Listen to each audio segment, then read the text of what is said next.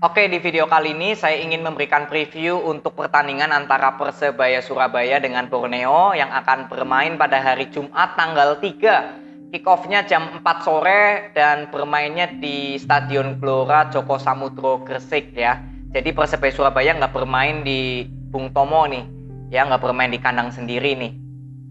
Jadi ini merupakan pertandingan yang cukup penting untuk Persebaya Surabaya karena di luar dari tren positifnya di 5 pertandingan terakhir atau 4 lah pertandingan terakhir yang selalu memberikan kemenangan, Persebaya Surabaya sekarang targetnya adalah naik ke segmen papan atas. Karena sekarang masih berada di peringkat ke-7 ya, masih berada statusnya di segmen papan tengah. Jadi targetnya adalah naik ke segmen papan atas. Sedangkan untuk Borneo FC sekarang berada di segmen papan atas yang posisinya justru terancam dengan Persebaya Surabaya. Karena tim segmen papan tengah yang berpeluang untuk naik ke segmen papan atas yang saya lihat ini hanya Persebaya Surabaya. Sisanya hampir boleh dikatakan masih jauh lah untuk naik ke segmen papan atas. Jadi pertandingan besok menjadi ancaman untuk Borneo karena Persebaya Surabaya jika menang misalkan ini akan selisih poinnya hanya 2. Tapi Borneo jika besok menang maka untuk kesempatan menjuarai BRI Liga 1 akan semakin terbuka lagi. Akan ikut lagi ke jalur juara untuk Borneo. Karena untuk saat ini perbedaan 5 poin ya dari Persija dan PSM. Walaupun kelihatannya sedikit, tapi kalau kita berbicara sudah di persaingan juara, ini sudah lumayan jauh. Ya bukan lumayan jauh lah, ya jauh gitu aja. Jadi artinya untuk Borneo ini mau ke arah mana di pertandingan besok menjadi kuncinya. Kalau menang berarti ikut lagi ke jalur juara, tapi kalau kalah harus hati-hati dengan Persebaya Surabaya karena sekarang sedang mau naik ke segmen papan atas. Jadi ini pertandingan yang cukup seru menurut saya. Tapi yang saya ingin bahas di sini adalah bagaimana Persebaya Surabaya secara permainan, secara skema permainan ini sudah matang dengan cara bola possession-nya. Jadi saya sudah katakan berulang-ulang untuk kalian yang suka nonton video saya membahas Persebaya, pasti bosan kalau saya bilang bola possession ini kunci permainan dari Coach Aji bersama Persebaya. Nah, sedangkan untuk Borneo ini justru ada kedilemaan untuk saya. Dengan pelatih baru sekarang, dengan pelatih sebelumnya, ini justru memberikan hasil yang minor, memberikan hasil yang justru nggak memuaskan. Memang yang menjadi pertanyaan saya ketika Borneo kemarin sempat di segmen papan atas, justru di pertengahan performnya sedang bagus, diganti pelatihnya. Jadi dengan pergantian pelatih ini terjadilah perjudian karena Borneo yang berada di segmen papan atas harus mengubah skema permainannya lagi.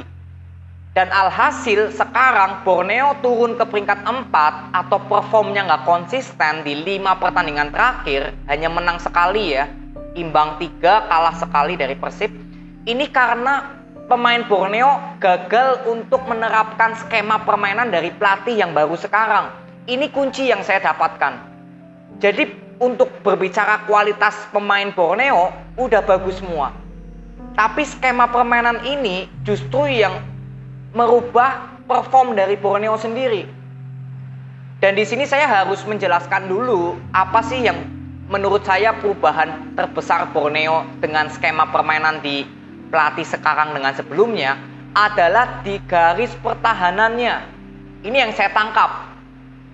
Jadi di pelatih sekarang saya melihat bahwa garis pertahanan dari Borneo ini berapa kali terlalu dalam. Sehingga ketika Borneo ingin melakukan penyerangan, ini selalu mengandalkan sektor sayap.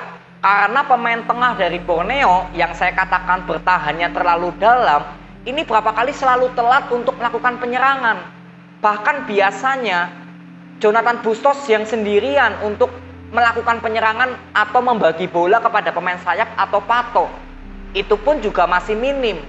Karena yang saya lihat pertahanan yang terlalu dalam inilah kunci Borneo mungkin kesusahan untuk mencetak gol. Karena di pelatih sebelumnya Borneo yang sangat on fire untuk mencetak gol, apalagi Pato yang setiap pertandingan tuh pasti mencetak gol lah ya di sisa musim kemarin, setengah musim kemarin. Itu Pato selalu mencetak gol, bahkan pernah hat-trick. Karena apa? Kedua lini dari Borneo ini hidup. Nggak hanya sayap, tapi sektor tengahnya hidup. Bahkan gol-gol yang banyak tercipta untuk Pato itu melalui sektor tengah, bukan sayap. Sektor tengah artinya bisa memberikan passing-passing yang true pass, passing-passing pendek yang tinggal hanya di finishing aja oleh Pato, entah di shoot, entah dikontrol dengan kaki tinggal di shoot. Itu rata-rata gol yang diciptakan oleh Pato. Sedangkan untuk sisi sayap, Pato paling mendapatkan support melalui long ball.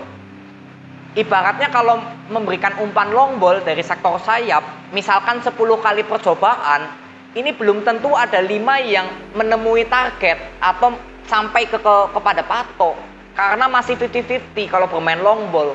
Lebih pastinya bermain dari sektor tengah yang memberikan true pass. Ini yang saya lihat perbedaan dari Borneo di pelatih sekarang dengan sebelumnya. Jadi yang saya katakan Pato ini sebenarnya bukan masalah dia ngeflop atau bermainnya jadi jelek. Tapi karena nggak ada support. Lawan Persik Kediri pun nggak ada support. Lawan Persib Bandung itu juga nggak ada support. Hanya ada satu peluang selama 90 menit di mana Pato di depan gawang justru bisa ketangkis oleh Teja Pakualam. Itu aja selama 90 menit peluang emas yang bisa diciptakan oleh Pato. Jadi di sini jelas ya, adanya perubahan yang sangat besar.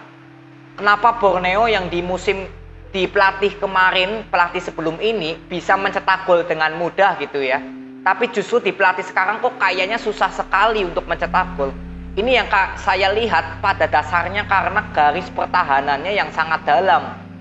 Jadi ketika membangun serangan, sektor lini tengahnya nggak hidup. Jadi passing-passing true pass yang biasanya diberikan kepada Pato, ini jadi minim.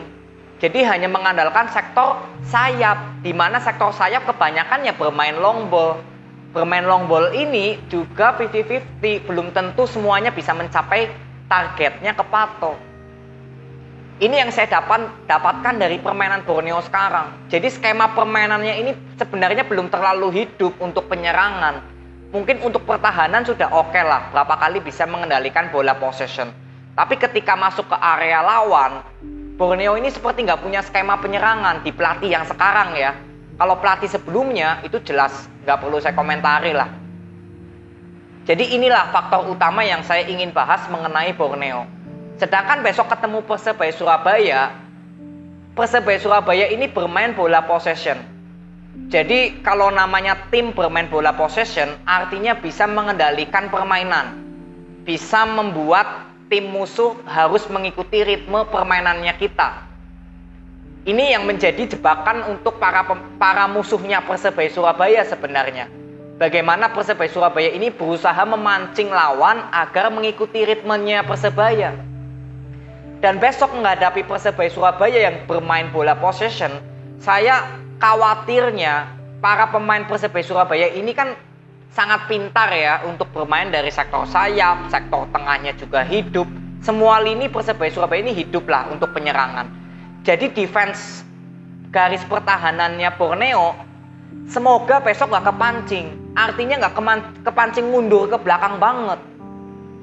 Walaupun bisa membendung penyerangan dari Persebaya Surabaya karena garis pertahanan yang mungkin ke dalam, tapi ketika melakukan penyerangan, kita lihat besok apakah Borneo kembali lagi ke setelannya yang mengandalkan sektor sayap. Kita lihat besok. Karena yang saya ingin lihat untuk Borneo adalah perubahan dari sektor tengahnya. Membangun serangan dengan bola possession juga atau passing-passing true pass dari sektor tengah ke sayap. Ini sebenarnya ciri khasnya Borneo ya di pelatih sebelum yang sekarang. Jadi besok menghadapi Persebaya Surabaya, untuk lini pertahanannya saya nggak perlu bahas karena lini pertahanan Persebaya Surabaya ini kan perfect ya, sempurna. Tapi yang saya ingin bahas adalah bagaimana counter yang dilakukan oleh Persebaya Surabaya dengan Borneo saat Persebaya Surabaya membangun serangan dengan cara bola possession. Ini yang saya ingin lihat untuk Borneo bagaimana besok di garis pertahanannya. Ketika defense terlalu belakang dan membangun serangannya buru-buru gitu ya. Lihat aja besok, pasti mengandalkan sektor sayap lagi. Justru Jonathan Bustos minim support. Kalau misalkan terburu-buru.